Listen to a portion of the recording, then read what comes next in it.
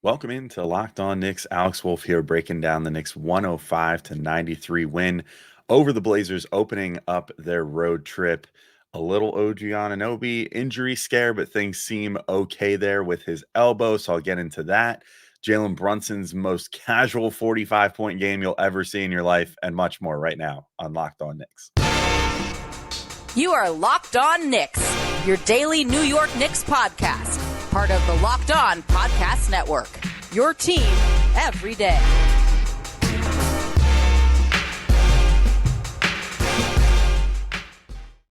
All right, welcome in to Locked On Knicks, and I want to thank you for making Locked On Knicks first listen today and every day, whether you're checking us out on your favorite podcast platform or taking in the sights and sounds on YouTube. We appreciate you making us a part of your daily routine. Make sure you hit that auto download function on your favorite podcast app or the notification bell on YouTube so you never miss an episode, because we are here for you guys 5 days a week, sometimes more, depending on what the news is, but lately, more like 5, because we're past the trade deadline and all that stuff. But still, that's a lot of episodes. You don't want to miss any of them. I'm Alex Wolf. I'm editor-in-chief of Knicks site, The Strickland, which you can find at thestrick.land. And your New York Knicks start their road trip off with a win, 105-93 over the Blazers. And look, I think this one pretty clearly just right up is a classic case of good team beats bad team. And not just that, but good team beats horrendously injured bad team. So we feel your pain, Portland. Although obviously I think Portland has slightly different motives for this season. But without Anthony Simons, without Jeremy Grant, without a number of other relatively key players, or at least talented players that are on the team, even if not all of them are necessarily going to be there for the long haul, but still a very depleted team. They did put up a good fight in the first quarter. I thought that they were playing with good energy, and the Knicks were struggling to get things going a little bit early. But ultimately, in the end, the Knicks pull away. They make this work, and they get the win, and win by double digits, which you always love to see. They sort of just had that classic, like, get out by a decent amount on a bad team and then just keep them at arm's length. It's almost like um, the big brother little brother thing, where like they're having a fight, but every time that the big brother wants to, they could just kind of stick their arm out and hold the, the little brother's head, and they just can't punch and hit you at that point. It felt sort of like that once the Knicks kind of put their foot on the gas here, and Brunson managed to get to the point where he was going to have a 40+ point night, and all that. You kind of just knew that the Knicks were going to be able to do what they had to do to keep this team down, which I'll get into a little more as we get into more of the game itself. But first, I figured I'd address what worried a lot of people, myself included. So OG Anunoby's elbow, by all accounts, seems to be fine. There was some worry early on in the game. He just seemed to be treating it kind of gingerly. They noted on the broadcast even a couple times of him just kind of like grabbing for that surgically repaired right elbow, seeming to treat it kind of gingerly. And there were a couple plays in particular where he, particularly in the second quarter, was I think the main one that caught my eye, where it looked like he bumped it or just extended it funny or whatever the case, on a poke away from DeAndre Ayton in the second. So he, forced the steal, but then kind of you could see him like really grab for that elbow, and it seemed like it was bothering him in some way. Then in the third quarter, he really seemed to be treating it gingerly. There was one 3-point attempt where he got it just at the top of the 3-point line, lined it up, and then took a really awkward looking shot, where it looked almost like he had to really like put some effort in like pushing the ball, and then still barely caught front rim on that one. So I don't know. It was a little concerning. Granted, he still played a decent amount after that shot, and seemed to just kind of be, if anything would happen that was elbow intensive, you could see him still kind of like going for it a little bit to like just rub it or whatever. But he finished the game. He played really well, even after having the little injury scare there, if you want to even call it that. But the quotes coming out also afterwards seem fine. So obviously we'll see what the injury report looks like for tomorrow versus the Kings, if he gets listed as questionable or if he's still full go or whatever the case may be. But for right now, things seem okay. A couple quotes that came from it. OG himself, which Fred Katz of The Athletic transcribed here. OG said, "It's just sore. Nothing really happened. Just went for a ball and it hurt randomly, but it's fine." And then Fred said that the discomfort tonight was from, quote, rapid movement and, quote, you can't recreate in practice.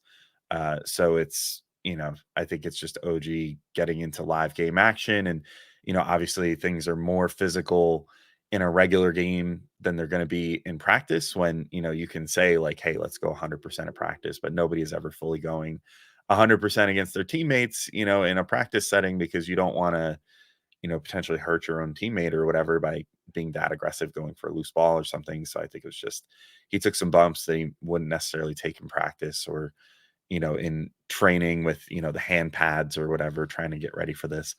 And then Tibbs had some stuff to say on it as well. Tibbs said there's going to be times where there's going to be soreness. He played through it. He was fine. Medical looked at him. There's going to be times where it gets hit, and we just got to keep going. We'll see where he is tomorrow. He knew stuff like that's going to happen. In general, like you do with all your players, there's going to be bumps and bruises in every game. And then we check after the game. Then we check in the morning. But we were expecting there to be some bumps and bruises. So seems like things are good. I mean, typical short answer from OG, typical kind of brush it off response from Tibbs. But for now, I think we can breathe and just be good with it and enjoy another Knicks win. They're also now 14-2 in games that OG Anunoby has played in New York. Also, Tibbs' small starting lineup wins again. So I'm really happy he's made the decision to go with this Brunson, DiVincenzo, Hart, OG, iHeart starting group. Not only that, he went to Brunson, Deuce, Dante, Hart, and Precious at one point, which is crazy. So I kind of think maybe we're seeing yet another reinvention of Tibbs where he's suddenly more okay with playing smaller guys, which is pretty awesome. In fact, iHeart and Precious, I think, only shared the court for less than a minute in this game overall. So that's a plus. I mean, I don't hate the Precious and iHeart look. I think it served the Knicks well when they needed it during the, during the stretch with all the injuries and everything when they really just needed bodies out there. Those guys made that work. But ultimately, I think you would want them mostly spelling one another and then having that just kind of in your back pocket if you need to run a two big lineup to, have Precious able to play that four spot. But I think against teams that aren't particularly large, it definitely works better to kind of play OG at the four like that. But that's just like what good coaches do during a season. And I feel like that's been one of Gavin and my biggest gripes and plenty of others' gripes with Tibbs over the years is that he is not the most receptive to trying new things during a season and putting different lineups out there and just sort of giving guys reps together in games that might not necessarily get those reps together normally, just to sort of get an idea of what the team has. And, then if you have to call on that sort of lineup during the playoffs or something, you can pull it out of your back pocket and say, hey, you guys know what to do. You've been out there together before. It's like the antithesis of what happened in like the 20-21 playoffs where, he had been bringing Derrick Rose off the bench the entire year and then says, oh, okay, now we're just going to start him. And it sort of worked to a degree, but also just didn't because the team just wasn't used to it. So yeah, I'm glad to see Tibbs finally on board with a relatively simple basketball strategy. Let's be real, but he seems more experimental this year than ever, and that's something that you love to see when you have a roster this deep and a team with this much promise with how well they play when they're at full strength. I think it only is a good thing to try out as many things as you can, particularly in a game like this against a bad team. And then, the Knicks didn't exactly blow the doors off either in this game. They seem, I don't know, maybe a little jet lagged. I mean, they were all the way over on the West Coast, only 2 days prior to, or sorry, 2 days after their previous game. So, maybe it was just a little bit of that kicking in, but they shot 6 of 29 from three overall. Dante and OG took a lot of threes and were combined 3 of 12. Yet I think in large part thanks to Brunson, obviously, with 45 points, that will definitely help. But they managed to get a lead and not look back fairly early on, thanks to some smothering defense when they needed to. It seemed like every time that Portland would get close, the Knicks would kind of clamp it up, get a steal, get a big bucket. We saw it from OG, we saw it from Hart. It was just a great performance in that regard. And yeah, it ultimately allowed the Knicks to put the Blazers away and secure the first win on their road trip here, which is going to be, I think, pretty key because now, if they go like 500 on this road trip and maybe you're looking at getting Julius Randle back, possibly Mitchell Robinson when you get back, then you could be in really, really good shape here. But I want to get into Jalen Brunson's night and OG Anunoby's and Isaiah Hartenstein, who I think had a really good night, as well as touch on some other rotation decisions. The Detroit guys kind of looking like they're getting a little phased out at this point. So we'll talk about all that in just a sec. I need to do like a speed test or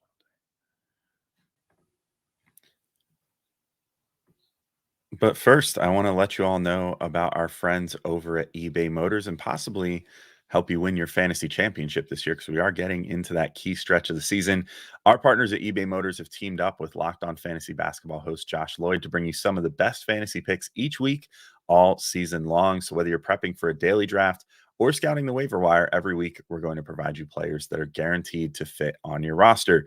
So let's see who Josh has picked out for us on this week's eBay Guaranteed Fit Fantasy Picks of the Week. The guy I want to highlight, I think this is an interesting pick, Jock Landale.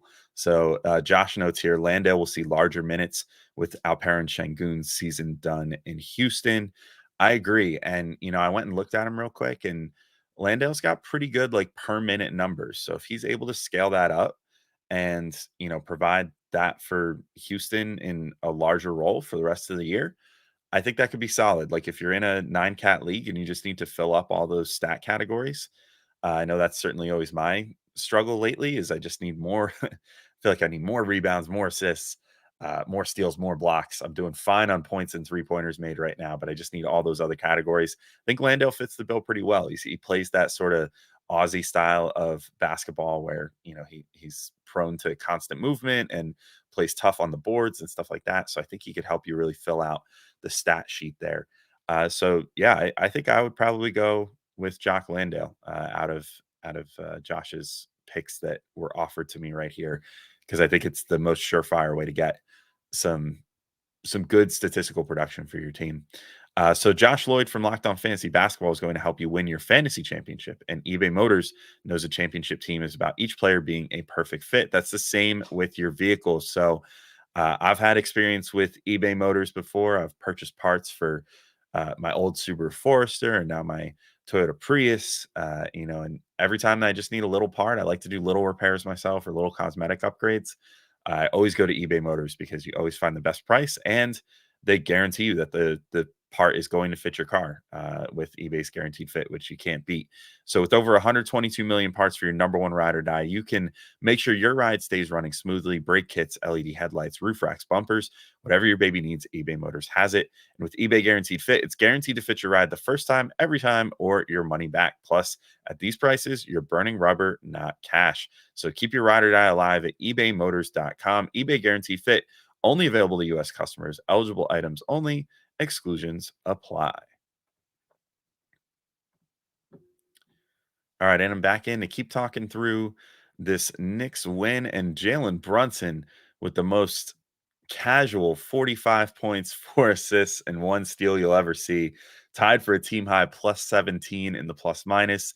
Went 14 of 30 shooting, 2 of 10 from three, 15 of 17 from the free throw line.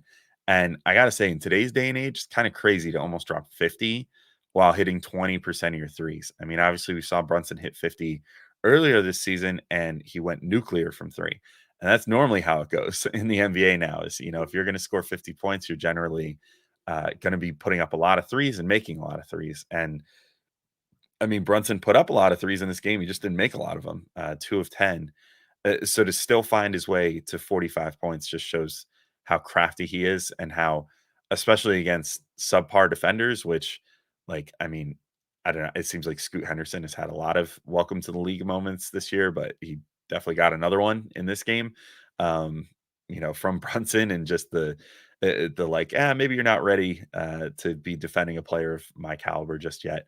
Um, he just worked every single player on the Blazers that had the misfortune of getting on him.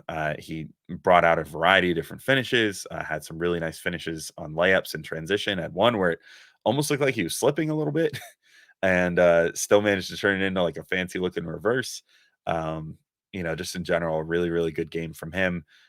Also got to the free throw line a bunch. So I guess this is, we finally sort of got to see what it looks like when Brunson actually gets calls in a game. 17 free throw attempts seems crazy. Like normally that's the number that the Knicks end up with, like as a team against some other team that ends up with 25 to 30 free throw attempts as a team. So, it was refreshing to see him get to the line a bunch and then convert there as much as he did, 15 to 17 there, which, turned his 30-point night into a 45-point night. So a lot of work was done at the free throw line as well. I also just think his finishing on and ones was crazy. Like he had just crazy touch on a number of layups, including one that went off like the top 20% of the glass, which I just thought was insane to watch in real time. And even Brunson seemed, I don't know, the overall take, I think initially was like, oh my God, even he was, could believe that went in. And I think that ultimately he was actually just still protesting the fact that the foul call took as long as it did. Because he was doing this thing in this one where he was like tapping his head a bunch, um, to be like, "Hey, they're hitting my head." Um, or I don't know, maybe that's a new celebration that he and Josh Hart have cooked up since Josh Hart always says he has a big head. I don't know for sure. But yeah, he was doing that a bunch. I think he was trying to, kind of protest a little bit that he was getting fouled throughout the game. But um, that particular finish was crazy. He just really everything that he did tonight just felt very, I guess, like intentional, and just like every time that the ball left his hands, it just went exactly where it was supposed to go.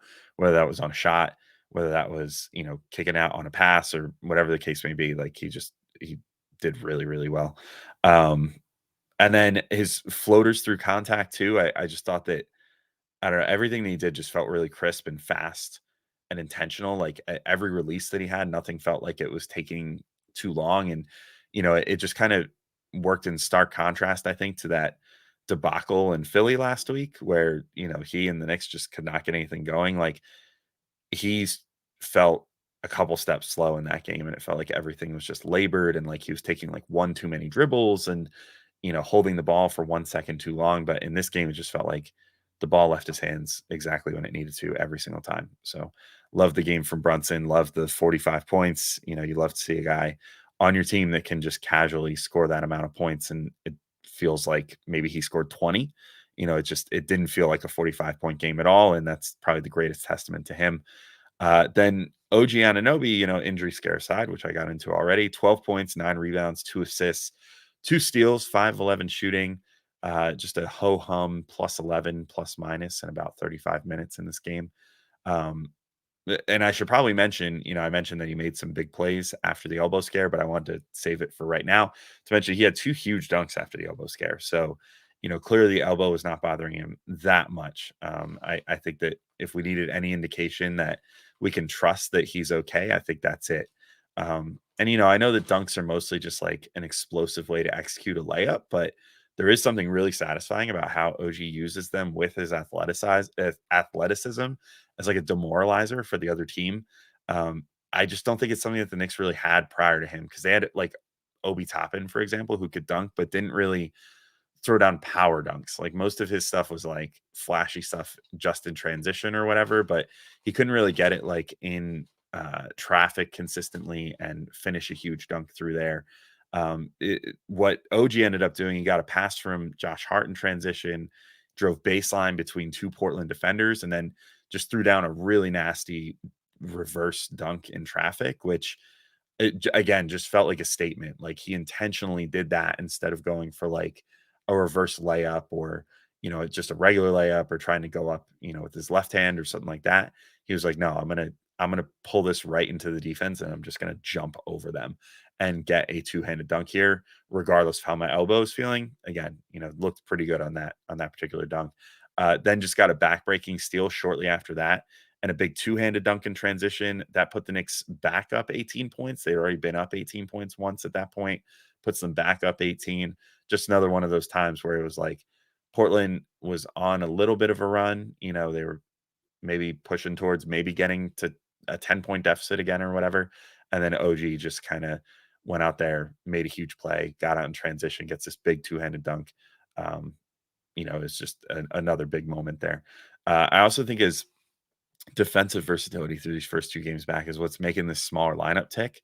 And I think for that reason, they'll probably just keep this up until Randall comes back. I mean, I think Tibbs also just wants to start Josh Hart, um, and keep playing him as many minutes until Randall gets back too. So, but like OG got on DeAndre Ayton a few times, and like Ayton ultimately kind of went off a bit.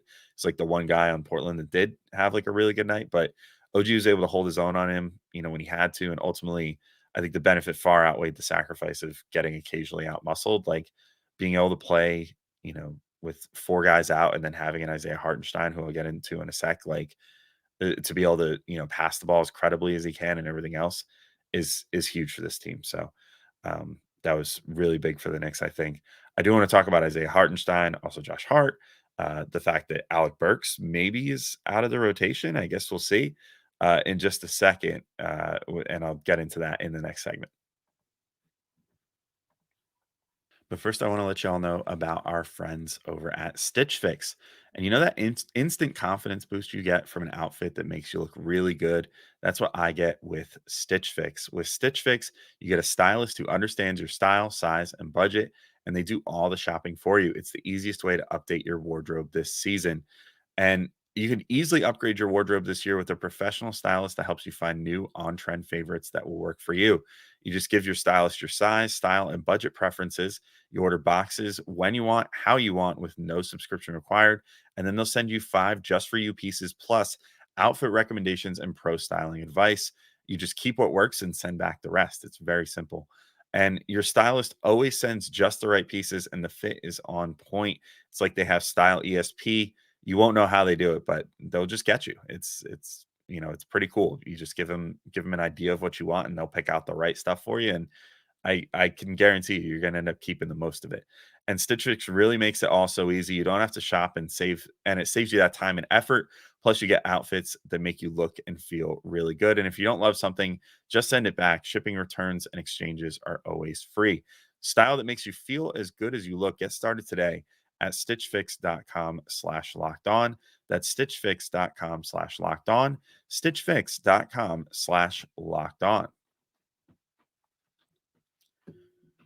All right, and I'm back in to keep talking about this Knicks win again, 105-93 over the Blazers to start this little 4-game road trip here. I think actually, I guess maybe is it considered a 5-game road trip because I think they play.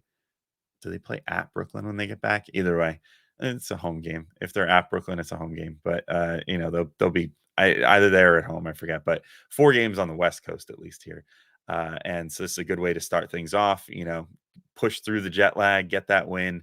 Isaiah Hartenstein, I think, it had a big part in the Knicks getting this win as well. 9 points, 9 rebounds, 2 assists. He tied for a team high plus 17 plus minus with Brunson, but did it in just 23 minutes and 56 seconds. So that's pretty solid. I think Hartenstein is moving really, really well right now. I loved everything that I saw out of him. He looks super fluid. He looks very much back to his old self. I hope that, Tibbs at any point does not decide like, hey, let's get this guy back up to playing a ton of minutes again. I don't fully agree with people that are on the Tibbs plays this guy's too many minutes. It's leading to injuries, blah, blah, blah. Like train. But I will say Hartenstein is one case where it's like we now know that he has an overuse injury that is never going to fully get better throughout the rest of the season. And the only way to keep it in check is to keep him in limited minutes and let him shine in those minutes. And I think that he's doing a really good job of playing Hartenstein just the right amount right now, playing him just the right situations. And, that I think the decreased minute load is really doing its work and allowing him to stay fresh. His activity on offense really was awesome too, in the small lineup. Like he was just moving around a ton. He did some, sort of dribble handoffs with DiVincenzo. He was passing out of the mid post. He was passing on the short roll. And then also like running a little more pick and roll than usual because I think the lane was more opened up, which was nice. So we got to see that kind of shine through. See Brunson work pick and roll with Hartenstein, which is always a welcome sight. I just thought there was a really good overall game plan for Hartenstein in this one, and a great activity level for him.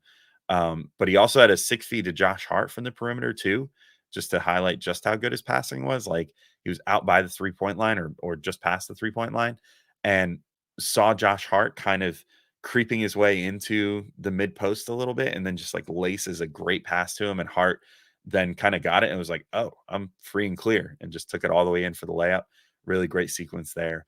I also thought he showed off the full repertoire on offense. He didn't take a ton of shots. He was only 4-6, but managed to do pretty much everything that he does well. He had a little floater, had a nice layup in traffic, had a nice like recovery on a feed from Brunson that got delivered to him a little awkward, and kind of like composed himself and managed to get a bucket there.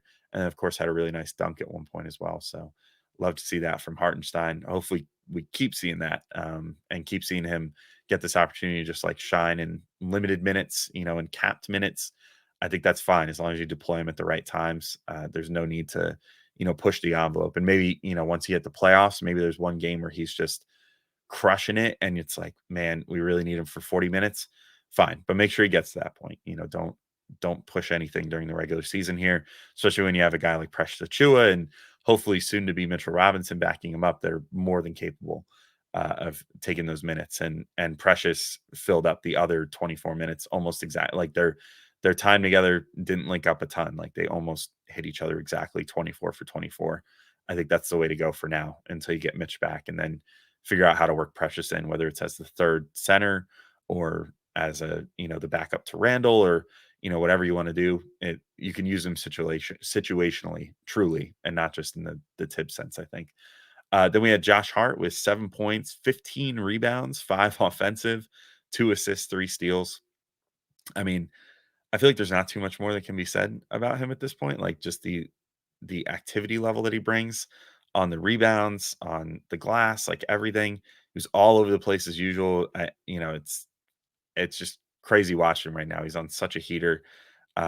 He is back. He was back over 40 minutes again, which actually led the team. But I honestly, as long as he's not like non-jokingly asking out of games, which obviously the uh, saga of him with Tibbs is well on record now. Of him saying Thomas wants me out of this game and blah blah blah. Um, in the last game when he only played 30 something minutes, but he's he's he's figuring it out, with the minutes and whatever, and doesn't seem to be actually bothered by it. So I say just keep playing him because he's been sort of the straw that stirs the drink for the Knicks lately, as far as what they're doing on both ends of the floor, how they're attacking transition and all that good stuff. So you love to see that. And then another story to come out of this game: Alec Burks doesn't play in the second half and only gets 4 minutes total. Deuce McBride gets 22 minutes overall. So I think we're maybe finally seeing Tibbs lose his faith in Burks. I didn't think it was necessarily the worst possible game from Burks, but he certainly didn't look good. So I think we're sort of just seeing Tibbs now finally say, "Hey, this guy isn't affecting the game as well as like a Deuce McBride." Like Deuce was a plus 13 in 22 minutes in this game, and Tibbs clearly recognized that. So, I think that we're kind of seeing a case here where Burks is sort of getting played out of the rotation at this point. So I guess we'll see where that leads, but something certainly to monitor. Bojan Bogdanovic also sort of is semi getting played out of the rotation. 14 minutes for him. He did just shoot 1 of 6, didn't make a 3. Had a really nice assist though, to OG Anunoby, where Bojan kind of took it from the perimeter, cut inside, kicked it out to him on the perimeter. That's sort of what I've been saying he's really good at and a little underrated at. So, hopefully that continues to get explored and maybe utilized more. I know there's going to be some games where maybe he won't shoot the best, but I do think that he has more to offer than like a Burks, in the fact that he has more control over his dribble, has more control as a ball handler, and all that stuff. So I hope that we see more of Bogdanovich, but it seems like he is getting gradually worked out of the rotation as well. And I'm starting to wonder if when Julius Randle comes back, if we're going to see him fully out of the rotation at this point, which I don't know if I would fully agree with. I would probably rather still keep him at least in a like 15 to 20 minute per game role and leave the door open for him to be that guy that you can turn to on a night when, Randall and Brunson are not scoring well. He's the third guy on this team that can like create his own shot and can be like a bona fide like 20-point per game like self-created scorer. So I don't know. I guess we'll just have to see how things develop there. But I hope that Tibbs, who has been experimenting with a lot of different stuff, is willing to keep putting in the work and try to make things work with Bogdanovich, because I do think he has a lot to offer this team. But at any rate, the Knicks road trip continues in Sacramento on Saturday. So we'll be here for you guys probably on Monday with a recap of that game, short of something crazy happening in that game where we would feel the need to cover it on a Sunday. But we'll see you then. And until next time, thank you all for listening. Talk to you soon. Peace out.